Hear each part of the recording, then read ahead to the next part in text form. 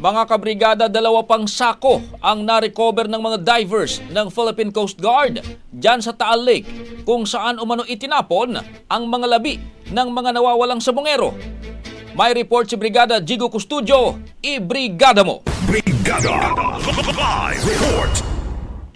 Brigada Lee, bumiyahe ng ilang oras pa Laurel, Batangas ang mga pamilya ng mga nawawalang sabongero. Ngayong araw kasi sinimula ng technical diving team ng Philippine Coast Guard ang pagsisid sa Taal Lake kung saan umano itinapon ang mga labi ng mga sabongero.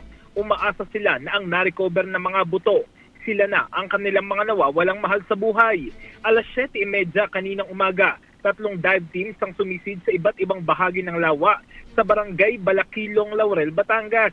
Umabot sa lalim na 16 hanggang 22 metro o 72 feet ang nasisid ng unang grupo ng technical divers. Makalipas ng 2 oras, itinigil muna ang operasyon at bumalik ang mga divers sa Coast Guard Substation ng Laurel. Sa pagpapatuloy ng operasyon bandang alas 2 ng hapon, dito na may na-recover ang technical divers ng mga sako.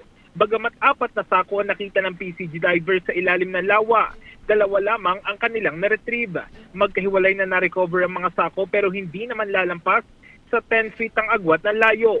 Hindi naman kinumpirma ng PCG kung ano ang laman ng mga ito dahil agad itong itinurn over sa SOCO.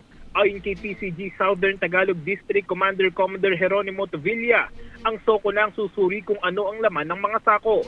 Samantala, ayon kay Justice Spokesperson Asik Miko Clavano, nagsimula ng DNA collection mula sa mga pamilya ng mga nawawalang sabongero.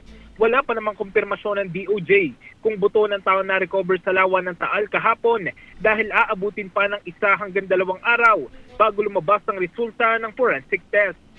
In the heart of changing lives, ako si Brigada Jigo Custodio ng 105.1 Brigada News of Manila, the Music News Authority. Ang bahaging ito ay hatid sa atin ng Maxan Mangosteen Santon Coffee. Max Healthy, Max Sarap.